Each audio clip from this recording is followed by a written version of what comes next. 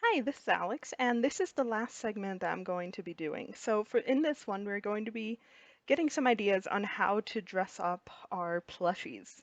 So the first thing I kind of want to talk about with these examples that I have here is some of the different ideas that you can use for fabric. So obviously here, this is actually a t-shirt material that I just had an old white t-shirt that was kind of falling apart. So I just cut, a shirt pattern out of that material and then used actually Sharpies and dabbed alcohol on it to kind of give it this tie-dye effect for this ridiculous summer outfit that he has. And also, I do want to point out that last time we saw him, he was wearing this. So one thing that you can do with your plushies is, as you'll see here, I have put a little snap here in the back, and that allows me to take this on and off and to change out what he's wearing. So that is something that you can do. I'm just using this type of little snap. I have this one on a piece of paper so I don't lose it. You can also use if you have like these, whoop, this got twisted around. These little hooks that you use to kind of hook fabric together. You can use that. You can use Velcro. Um, if you want to put like an elastic waistband on it, on pants or on a shirt or something that will allow you to kind of stretch it on and off, that definitely works too. You can also just use buttons, just regular old buttons um, would also work very well. So another thing is, so this has the tie-dye that I did. You'll notice here I actually used gold fabric paint to get the gold detailing on all of this because it needs to be gold. Otherwise, it's not quite proper. And also here you'll notice just a little tiny detail I did here with some Sharpie on the back. I did that all with Sharpie and just a fine point Sharpie. Um, and that works well on felt. So that's just kind of some of the ideas of the different materials that you can use. Really, you can use any type of fabric that you have for clothing. It's just the sky's the limit, basically. You can also really use any type of fabric for your plushies just as the whole plushie. Do be careful though if you use anything that is stretchy because it will accommodate your stuffing and you'll probably end up with very round plushies no matter what you do. Okay, so let me move these guys out of the way a little bit and then we're going to continue on. Just have a bunch of feet sticking out here.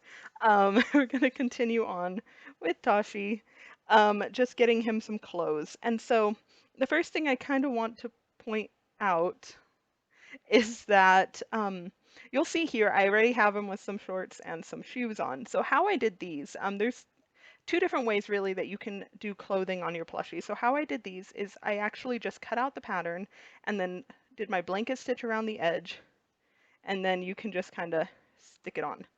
Um, Same thing with the shorts. I just sewed where I needed to and then just kind of pulled them on like you would any pants. That's kind of how I did like here, for example, his jacket is also done that same way where it's just uh, basically sewed it separately and then pulled on. Um, but for the shirt, I'm going to show you how you can just kind of do it with sewing it directly onto the plushie. So the first thing is though that to make clothing, what I usually do is just trace my body pattern as many times as I need to get all of the parts for the clothing. Now, depending on how complex your character's outfit is, you may need to do this several times. For example, this required all of these ridiculous clothes, complete with the feathers back here, the little head thing. It took a lot of separate pieces and a lot of drawing. All of these blue bits are done separately, so I had to trace out probably a good 4 or 5 body patterns in order to get all of that detail work done. But since we're just doing Tashi pretty simple, I'm just going to do basically, here I just need to trace it twice. So once for the top, once for the shorts. So just trace around the body and then just draw your pattern on.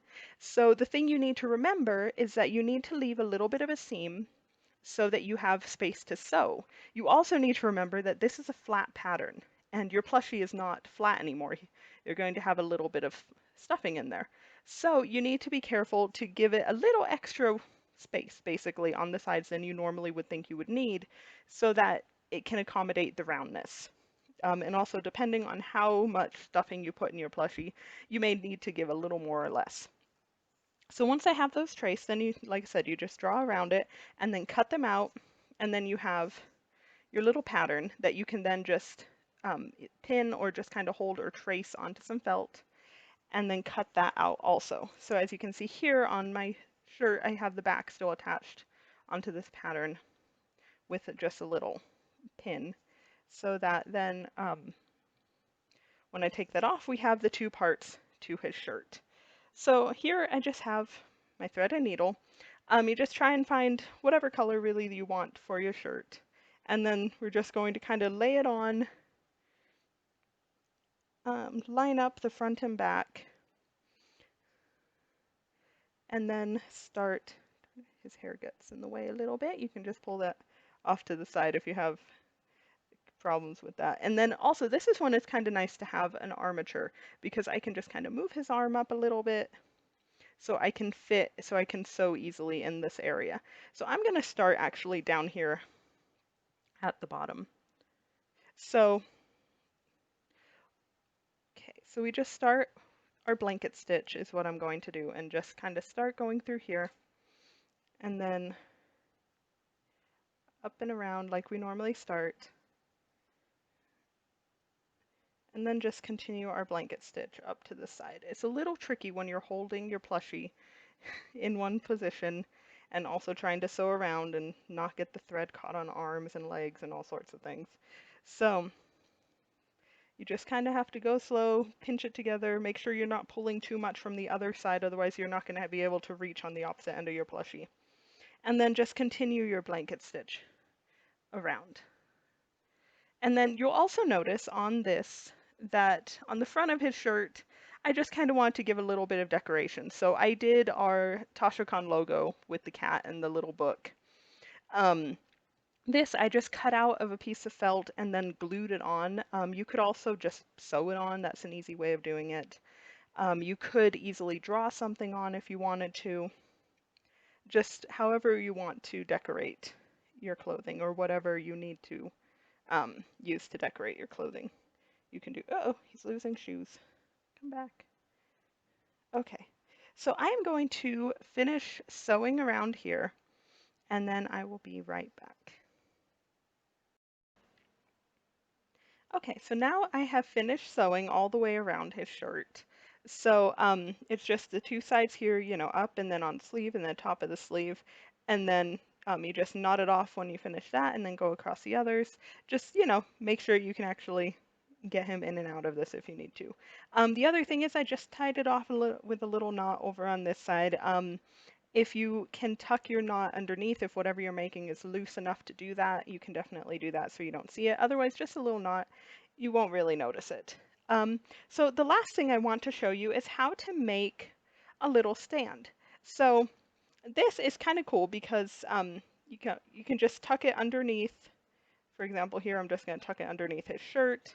And then you can't really tell from the top here, but then he just can stand up on his own. So you don't have to have him propped up against something or falling over, leaning. So it makes it kind of easy. I mean, it's hard to tell from the top because, well, obviously he's standing up. But in my closing segment, I'll show you a little bit more how that looks. So for this, I'm just using, this is a piece of floral wire. So it's available at like craft stores, things like that. Just look for the floral section. But really any decently strong wire that doesn't collapse under this amount of weight would work for this. So all I'm going to do here, because this is a little bit long for the size of my guys, so I'm just going to fold this in half. And then with a piece or a pair of pliers that have the wire cutters built in, just going to sneak that in there and cut it in half.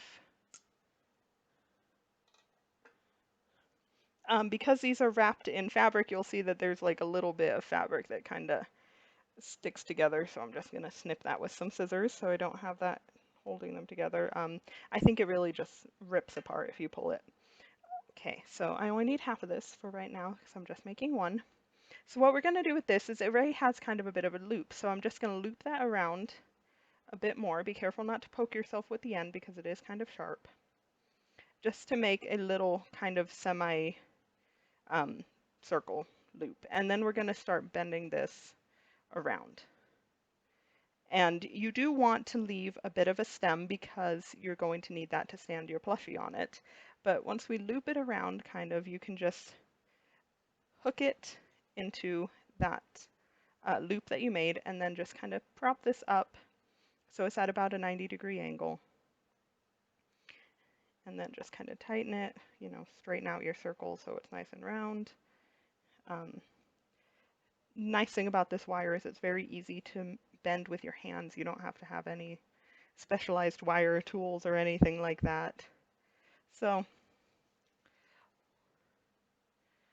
if it is a little too difficult to, for example, like here to kind of squeeze this closed, you can always just use, just use your pliers again to give it a little squish just to make sure it's not going to pop open on you. Okay, see, as you can see, that now is standing. So the last thing that we're going to do with this is, because the tips of this are a little sharp and we don't want to accidentally rip our plushies, we're just going to go around the end with a little bit of hot glue. You could always wrap this with like duct tape or something, or electrical tape. Basically just something, I mean, you don't really need to do it, it's just something to keep your plushie from getting scratched. And also if you want to go over this down here too, this one I can't actually feel it because of how it's looped under, so I think it's okay. And then just wait for a few seconds for this to dry. Oh no, I'm always too impatient with my hot glue.